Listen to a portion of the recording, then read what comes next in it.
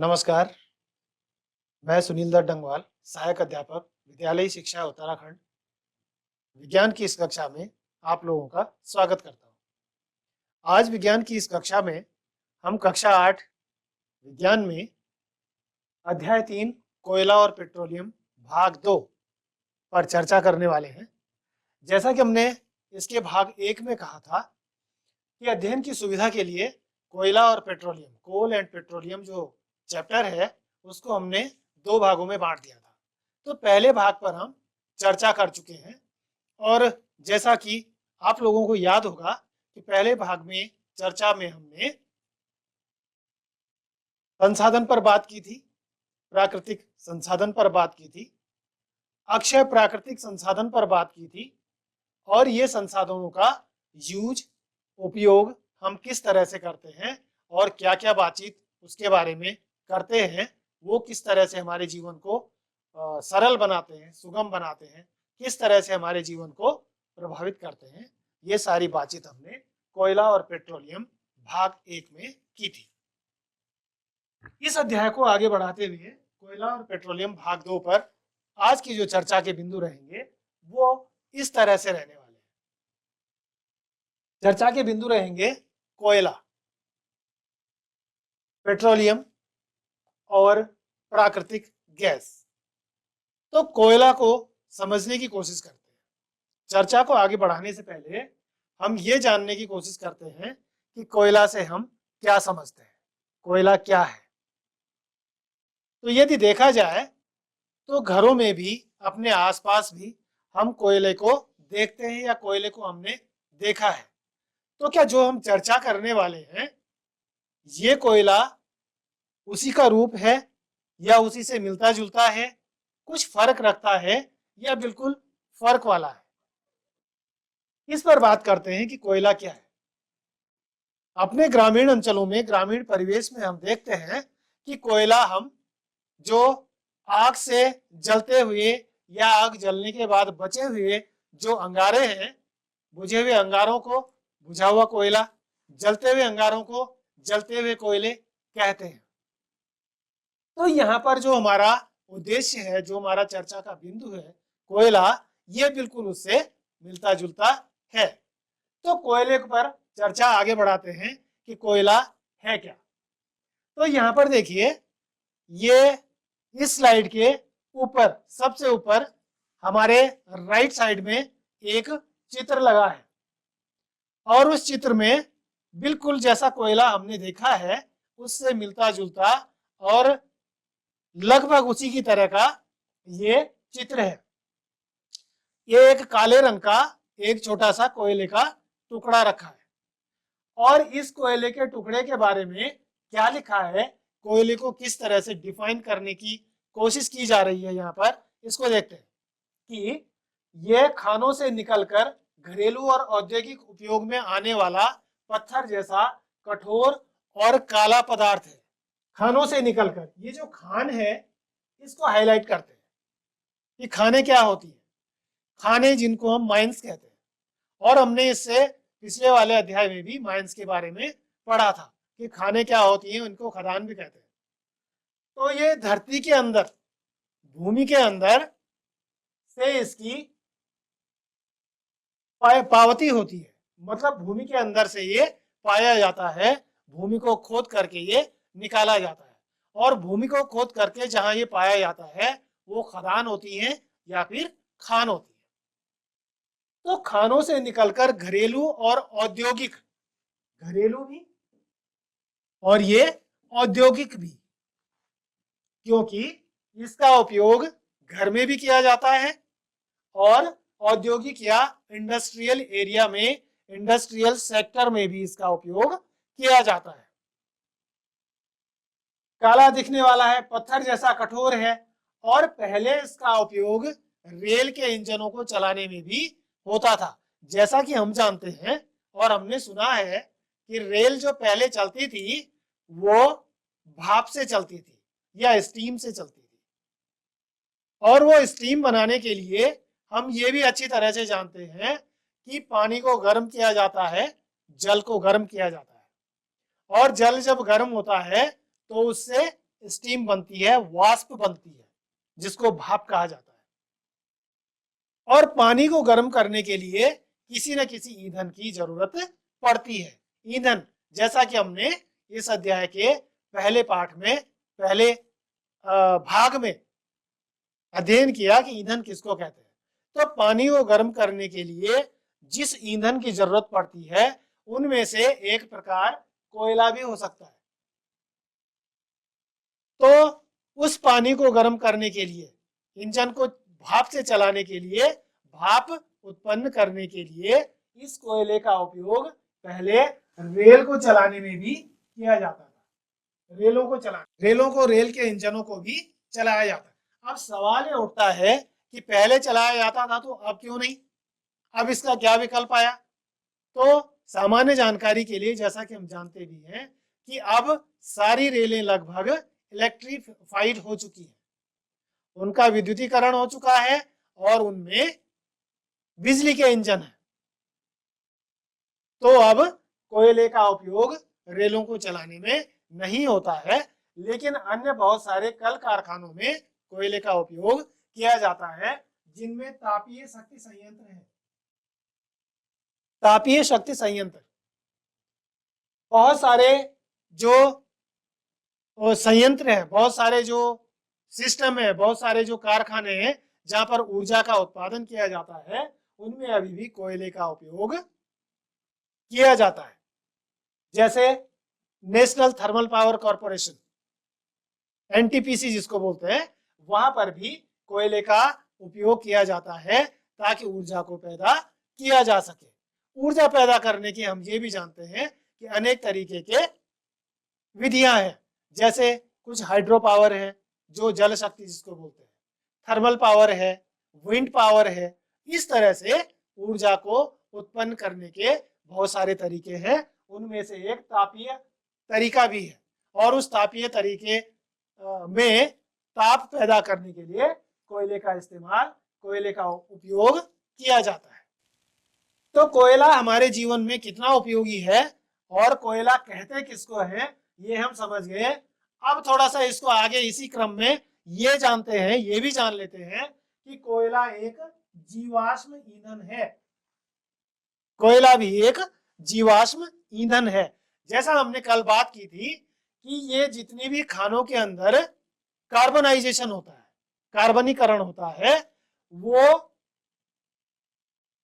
पेड़ पौधों का, वृक्षों का, और उस समय में जो धरती पर जीव जंतु रहे होंगे, वो जब दब गए होंगे तो उनके शरीर में जो कार्बनिक पदार्थ है वो बहुत ज्यादा ताप पर और उच्च दाब पर उनका कार्बोनाइजेशन हो गया, और ये कोयला भी बिल्कुल उसी की तरह एक जीवाश्म ईंधन है जो उन जीवधारियों के शरीर से बना है। तो ये कोयला।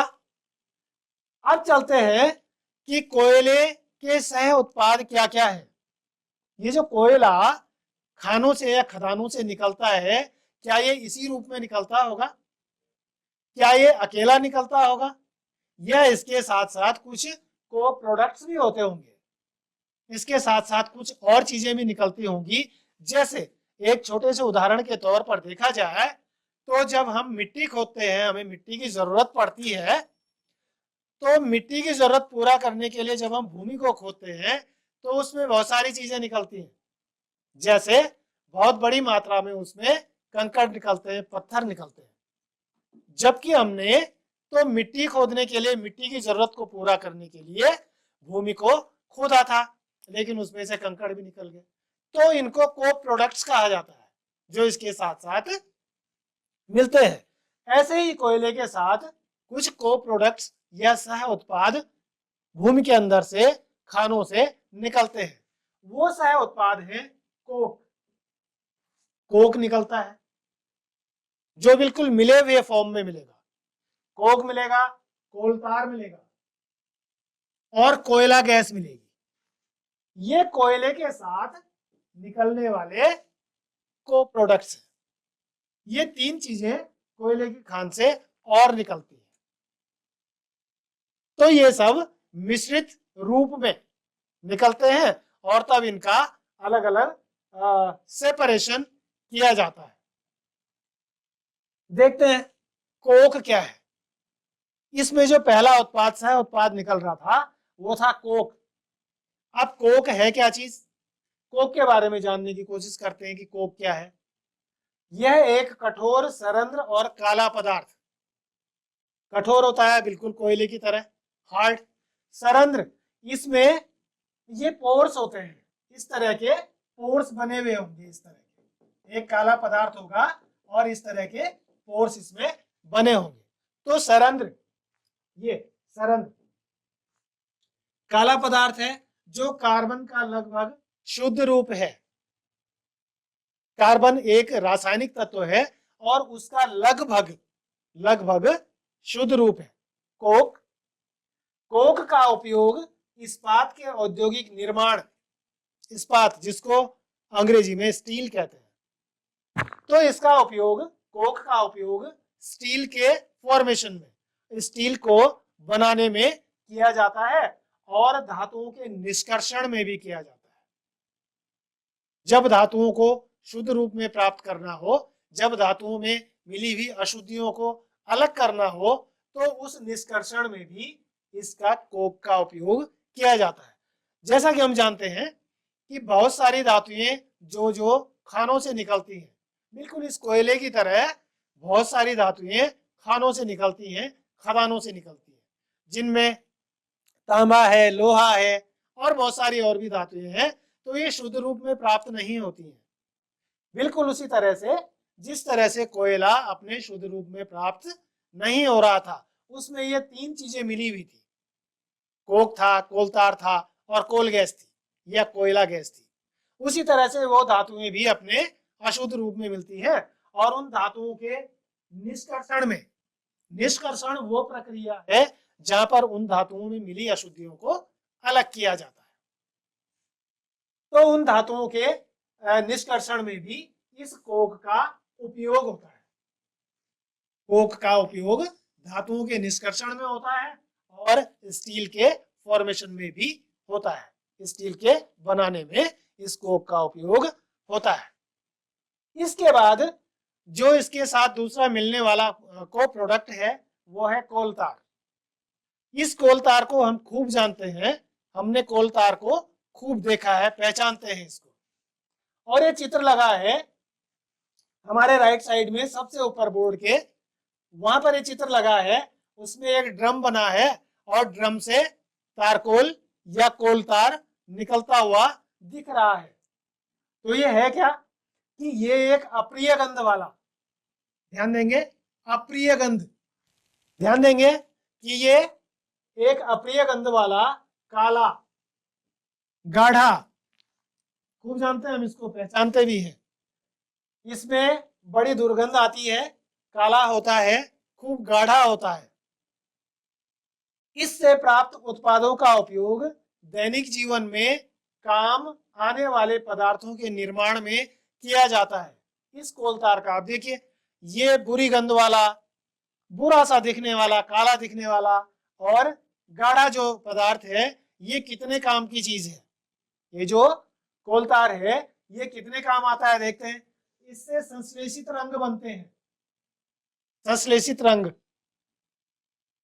और सिंथेटिक कलर्स जिनको बोलते हैं, सिंथेटिक पेंट, सिंथेटिक कलर्स बनते हैं।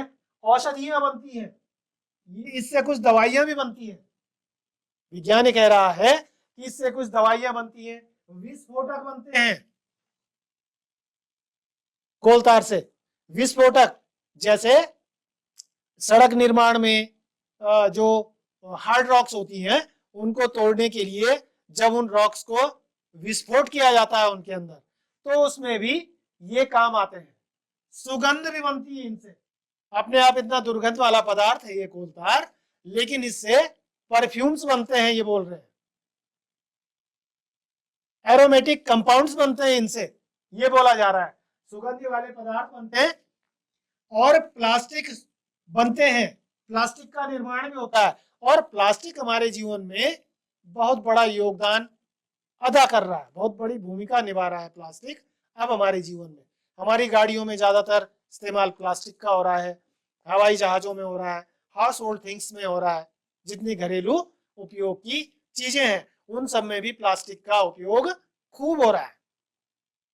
प्लास्टिक के उपयोग करने के फायदे भी हैं अपने कुछ, उन फायदों पर फिर कभी बातचीत करेंगे, लेकिन हल्का हल्का ये है, वो हल्का होता है, वो ज्यादा अवधि तक चलने वाला ड्यूरेबल पदार्थ होता है ना, और लागत में कम होता है और भारी नहीं होता है, पोर्ट करने में एक जगह से दूसरी जगह ले जाने में हल्का होता है। तो प्लास्टिक की अपनी खूबियां खूबसूरतियां हैं, तो प्लास्टिक का निर्माण भी ये कोलतार करने में हमारी मदद करता है। ये काला गाढ़ा और दुर्गंध वाला जो पदार्थ है ये इतने काम कर रहा है। अभी इसकी उपयोगिता खत्म नहीं हुई, आगे चलते हैं। पेंट बनते हैं इससे, घरों में लगाने वाले, दरवाजों लकड़ियों में दीवालों में लगाने वाले पेंट बनेंगे। फोटोग्राफी का सामान बनता है इससे, फोटोग्राफी का सामान बनता है, और भवन निर्माण की सामग्री, घरों को बनाने का, हाउस कंस्ट्रक्शन में बहुत सारा जो सामान काम आता है वो भी इस कोलतार से बनता है। इतने काम की चीजें है कोलतार। और हमने आमतौर पर इसको कहाँ देखा, सड़कों में इस तरह से लुढ़के हुए इसके ड्रम मिले, और गर्मी के मौसम में ये उनसे बहता हुआ दिखाई दिया। ये वो कोलतार है, उसकी बात चल रही है। और इसके अंत में देखिए इस स्लाइड के, ये नेफ्थलीन की गोलियां, नेफ्थलीन की गोलियां हम जानते हैं कि जिसको घरों में कपूर बोला जाता है, कपूर की गोलियां, और उनका इस्तेमाल कपड़ों के अंदर रखने के, बिस्तर के अंदर रखने के लिए किया जाता है। तो कपूर की गोलियां भी इस कोलतार से ही बनती है। तो ये कोलतार जो कोयले का एक को प्रोडक्ट है, वो इतनी सारी खूबियों वाला पदार्थ है। आज हम इस चीज को अच्छी तरह से समझ गए, और अपनी नोटबुक में भी लिख रहे होंगे कि कितनी काम की चीज ये कोलतार है। तो कोयले के जो सह उत्पाद हैं उनमें कोलतार, पहला कोक था, दूसरा कोलतार। आगे देखते हैं और भी क्या कुछ इसके साथ खानों से निकलता होगा। कोयला गैस, अगला जो सह उत्पाद है, को प्रोडक्ट है, जो कोयले के साथ खानों से निकलता है, वो है कोल गैस या कोयला गैस। अब ये कोयला गैस क्या है साहब? हाँ, तो ये कोयला गैस क्या है?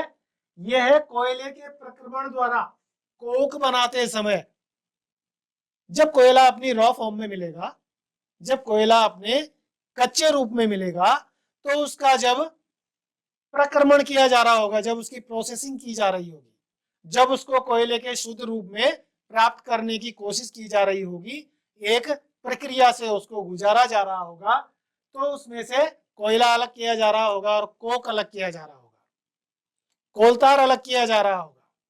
तो इस पूरे प्रक्रिया के दौरान, इस पूरे प्रोसीजर के दौरान एक कोल गैस निकलती है, इसको कोल गैस बोलते हैं या कोयला गैस बोलते हैं। ये कोयला गैस उत्सर्जित होती है, और ये प्रक्रमण संयंत्रों के निकट, इस पर थोड़ा सा ध्यान इस तरह देंगे कि जहां पर ये शुद्ध रूप में प्राप्त करने के कारखाने हैं या इनका निष्कर्षण करने के कारखाने हैं, इन चीजों में मिली अशुद्धियों को, जहां कोयला अलग किया जा रहा होगा, कोक को अलग किया जा रहा होगा, कोलतार को अलग किया जा रहा होगा, वहां पर जो कारखाने होंगे, उसके नजदीक जो उद्योग होंगे, यदि उनमें किसी उद्योग को ईंधन के लिए कोल गैस की जरूरत है, तो इसकी सप्लाई नजदीक वाले या एडजॉइनिंग जो इंडस्ट्रीज हैं वहां पर इसकी सप्लाई दी जा सकती है, और उन उद्योगों में इसे ईंधन के रूप में उपयोग किया जा सकता है। तो ये कोल गैस भी एक तरह से बहुत उपयोगी पदार्थ है, जो कोयले का को प्रोडक्ट है, जो कोयले का सह उत्पाद है। आगे चलते हैं। अब तक हमने जो बात की, ये कोल और पेट्रोलियम पार्ट 2 में हम बात कर रहे थे। हमारे जो चर्चा के बिंदु हैं वो है कोयला, पेट्रोलियम और प्राकृतिक गैस। कोयले पर हमने बातचीत कर ली कि कोयला क्या है, कोयला किस रूप में प्राप्त होता है, कोयले के सह उत्पाद क्या क्या है। अब हम बात कर रहे हैं पेट्रोलियम, जो चर्चा का दूसरा बिंदु है पेट्रोलियम। तो पेट्रोलियम क्या है? सबसे पहले हम चित्र को देखते हैं। कभी भी इस बात का ध्यान रखना चाहिए कि हम जब कोई भी किताब पढ़ें, कोई भी पुस्तक पढ़ें, तो उस पर सबसे पहले उस पर बने हुए चित्र को देखें कि वो चित्र क्या कह रहा है।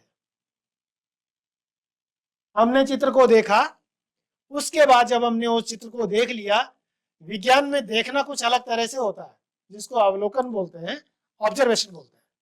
तो जब भी हम कोई चीज देखें तो विज्ञान के नजरिए से देखें, जिसको अवलोकन कहा जाता है।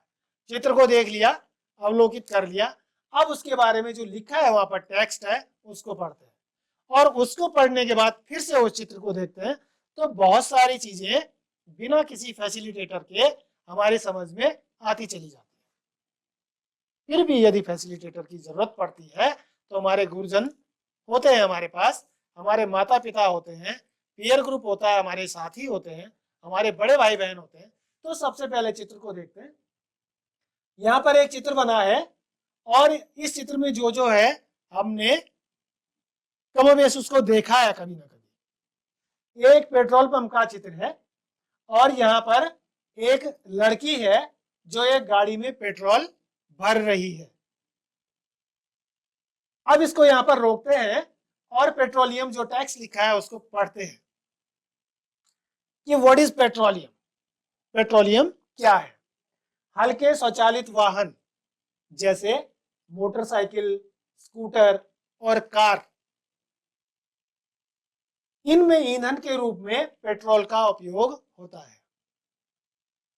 और भारी मोटर वाहनों जैसे ट्रकों, ट्रैक्टरों और बड़ी बड़ी गाड़ियों को चलाने में पेट्रोल का इस्तेमाल नहीं, डीजल का इस्तेमाल होता है।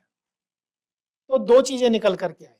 लिखा तो पेट्रोलियम है, लेकिन हल्की गाड़ियों को चलाने के लिए पेट्रोल और भारी गाड़ियों को चलाने के लिए डीजल का उपयोग होता है। तो पेट्रोल और डीजल, इन दोनों को मिलाकर के, पेट्रोल और डीजल को मिलाकर पेट्रोलियम कहा जाता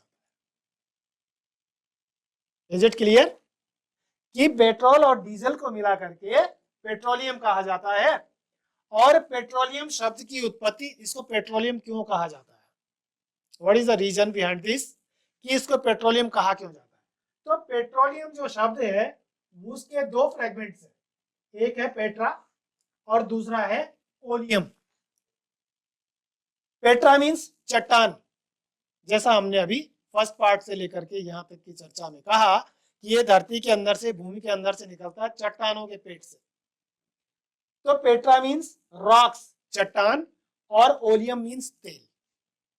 चट्टानों के अंदर से निकलने वाला जो तेल है दैट इज पेट्रोलियम, वो पेट्रोलियम है। तो पेट्रोलियम को अब हम समझ गए।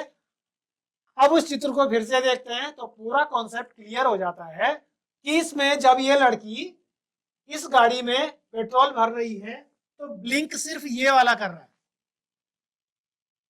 दूसरा वाला ब्लिंक नहीं कर रहा है।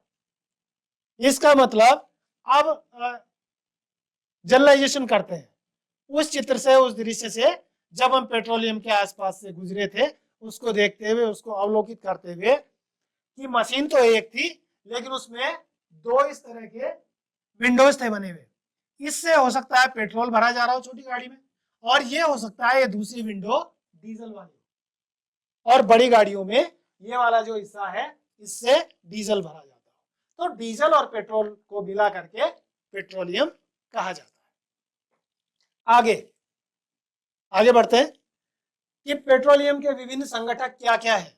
जैसे हमने कोयले के कॉन्स्टिट्यूएंट्स देखे थे कि कोयले में क्या क्या थे, कोक था, कोलतार था, कोल गैस था। इसी तरह से पेट्रोलियम में क्या क्या मिला हुआ होता है जब वो रॉ फॉर्म में निकलता है माइन से, तो उसमें क्या क्या होता है, ये चीजें मिली हुई होती है उसमें। एलपीजी, द्रवित petroleum gas, liquefied petroleum gas, petrol मिला होता है उसमें मिट्टी का तेल मिला होता है, डीजल मिला होता है, स्नेहक तेल मिले होते हैं, और पैराफिन मोम भी होता है उसमें, और विटामिन होता है। ये 7 चीजों का जो मिश्रण होता है वो पेट्रोलियम है। पेट्रोलियम, पेट्रोल नहीं, डीजल भी नहीं, पेट्रोलियम। तो पेट्रोलियम में ये चीजें होती हैं। अब इनके अलग अलग यूज हैं। जब इनको प्रक्रमित किया जाता है, प्रसंस्करित किया जाता है, तो इन सारी चीजों को अलग अलग कर लिया जाता है। इनको अलग करने के सारे तरीके कि इनको अलग अलग कैसे कैसे किया जाएगा। तो इनके उपयोग लिखे हैं यहाँ पर इस सारणी में कि द्रवित पेट्रोलियम गैस घरों और उद्योगों में ईंधन के रूप में, एलपीजी घर में खाना बनाने के काम आएगा, और ऐसे ही बहुत सारी इंडस्ट्री में एलपीजी का यूज होता है। पेट्रोल मोटर ईंधन है और शुष्क धुलाई के लिए विलायक का काम करता है। ड्राई क्लीनिंग, कुछ लोगों ने सुना है हमने से, wet cleaning and the dry cleaning. हम जो कपड़े धोते हैं, हम कपड़ों को गीला करके धोते हैं, लेकिन कपड़ों को बिना गीला किए भी धोया जा सकता है। तो पेट्रोल का इस्तेमाल ड्राई क्लीनिंग में भी होता है। मिट्टी का तेल, मिट्टी का तेल भी देखा है हम सब लोगों ने, केरोसिन जिसको बोलते हैं। तो केरोसिन क्या क्या काम आता है? स्टोव जलाने के काम आता है, लैंप जलाने के काम आता है। और ये मिट्टी का तेल कितने काम की चीज है कि ये जेट वायुयान के लिए ईंधन के रूप में भी काम आता है। मिट्टी का तेल, मिट्टी का तेल सामान्य अर्थों में मिट्टी से जो निकलता है, धरती के, भूमि के, जमीन के अंदर से जो निकलता है मिट्टी का तेल। और ये उसके उपयोग यहाँ पर। डीजल किस काम आता है कि डीजल भारी मोटर वाहनों, जैसा हमने भी बातचीत की कि भारी वाहनों के चलाने के लिए ईंधन के रूप में डीजल का उपयोग किया जाता है। और विद्युत जनरेटरों के लिए, जहां थर्मल पावर कॉर्पोरेशन वगैरह है, थर्मल पावर मैकेनिज्म्स है, उनमें भी ये डीजल काम आता है। स्नेहक तेल, स्नेहक तेल शायद हमने नहीं सुना हो। स्नेहक तेल बोलते हैं ग्रीजेस को। ग्रीज, ग्रीज एक मोम के तरह का पदार्थ होता है जो पुर्जों में और मशीनों में लगाया जाता है ताकि वो स्मूथली चल सके। अब हम समझ रहे होंगे कि ग्रीस क्या होता है। तो वो स्नेहन का काम करते हैं, उनको सॉफ्टली चलाने में मदद करते हैं। वो भी पेट्रोलियम का एक को प्रोडक्ट है। पैराफिन मोम, अब ये मोम से, मोम हमने देखा खूब। मोम से क्या क्या होता है? मोम से मरहम बनते हैं, मोमबत्तियां बनती हैं, वैसलीन बनती है सर्दियों की मौसम में, जिसको हम अपने हाथों में, मुंह में लगाते हैं जब हमारी स्किन रफ हो जाती है, ड्राई हो जाती है, तो मोम का इस्तेमाल हम करते हैं। तो पैराफिन मोम भी पेट्रोलियम का एक को प्रोडक्ट है। और कभी कभी जो वैसलीन की शीशी होती है उसमें लिखा भी होता है petroleum jelly.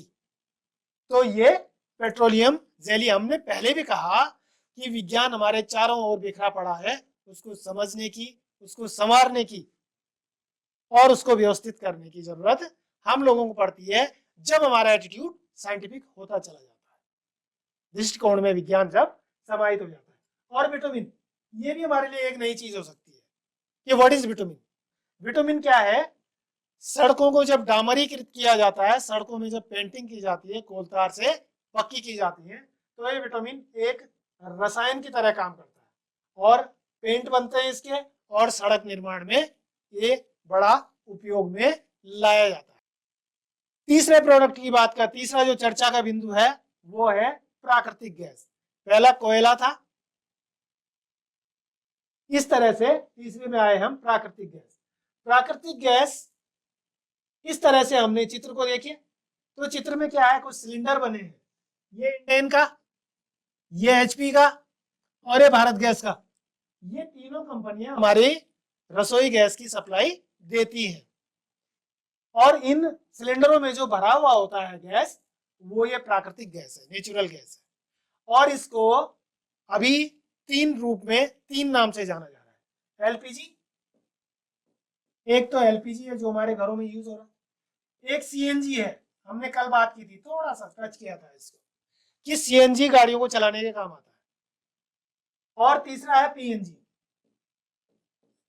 Pipeline natural gas, liquefied petroleum gas, liquefied petroleum gas, compressed natural gas और पाइपलाइन नेचुरल गैस। ये पाइपलाइन नेचुरल गैस वो है जो शहरों में और महानगरों में पाइपलाइन के द्वारा हमारे किचनों तक पहुंचती है, और ये सिलेंडर रखने का जरूरत हमें फिर नहीं पड़ती है। तो प्राकृतिक गैस इन 3 रूपों में हम देख रहे हैं कि प्राकृतिक गैस एक बहुत महत्वपूर्ण जीवाश्म ईंधन है। ये भी जीवाश्म ईंधन है। पेड़ पौधों और जंतुओं के शरीर के कार्बोनाइजेशन के बाद इसका फॉर्मेशन हुआ है, बिल्कुल कोयले की तरह, बिल्कुल पेट्रोलियम की तरह। इसका उपयोग उच्च दाब पर संपीड़ित करके घरों और ऊर्जा उत्पादन हेतु वाहनों में भी किया जा रहा है, जो हम अभी बात कर चुके हैं, क्योंकि यह कम प्रदूषणकारी है। इससे प्रदूषण कम होता है, इससे प्रदूषित जो गैसें निकलती हैं वो उनका उत्पादन, उनका उत्सर्जन कम होता है, इसलिए इसे एक आधुनिक ईंधन भी कहते हैं। ये प्राकृतिक गैस। ये भी जान लेते हैं ये क्या क्या चीजें हैं कि पेट्रोलियम और प्राकृतिक गैस से अनेक उपयोगी पदार्थ प्राप्त किए जाते हैं। इन्हें पेट्रो रसायन कहते हैं। इनका उपयोग औद्योगिक निर्माण किया जाता है, इसलिए ये जो पेट्रो रसायन है ना, ये पेट्रो रसायन, इनको काला सोना कहा जाता है, द ब्लैक गोल्ड।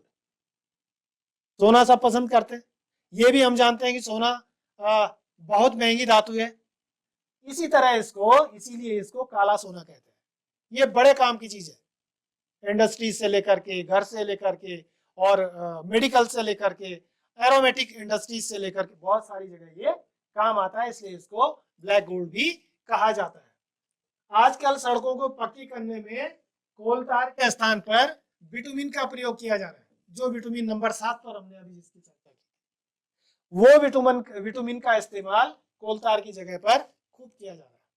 उसकी ड्यूरेबिलिटी ज्यादा है और वो बहुत ज्यादा कंसंट्रेट भी नहीं होता, थोड़ा सा डाइल्यूट होता है।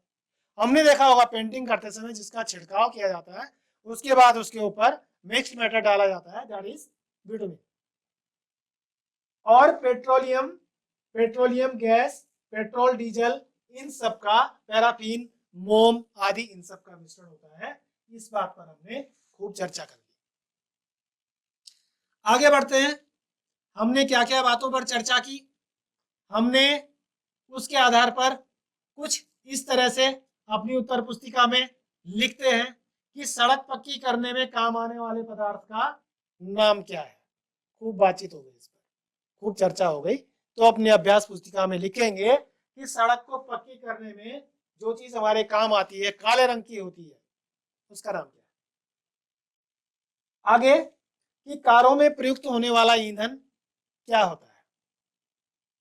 ऐसा ईंधन जिससे कारें चलती हैं, मोटरसाइकिल, स्कूटर चलते हैं, यहाँ पर कारों में प्रयुक्त होने वाले ईंधन को लिखना है, चर्चा करनी है साथियों से, घर से, बड़ों से, और तब लिखना है कि क्या कारों में एक ही तरह का ईंधन उपयोग में आ रहा है या और भी है, जो भी है उसको लिखना है।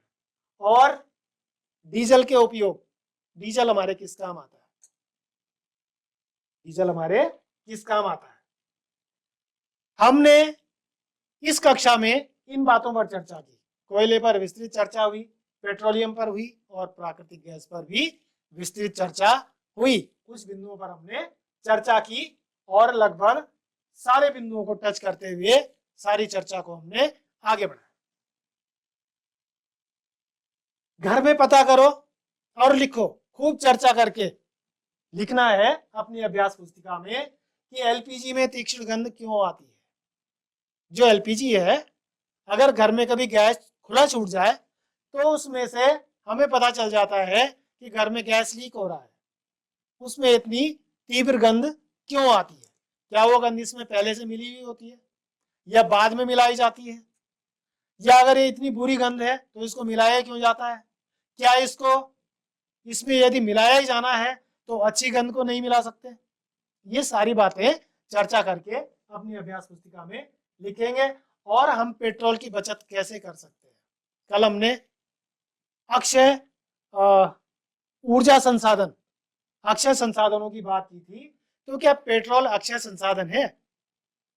इतना व्यापक पैमाने पर इसका उपयोग हो रहा है, तो कहीं ऐसा तो नहीं कि पेट्रोलियम या पेट्रोल या रसोई गैस ये एक दिन खत्म हो जाएंगे?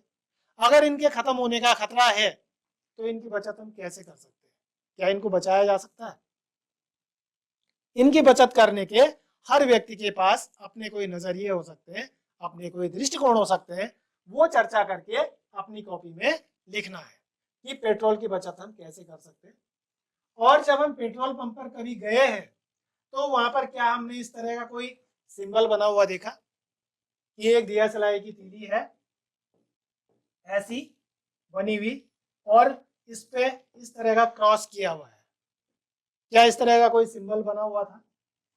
यदि बना हुआ था तो ऐसा क्यों है?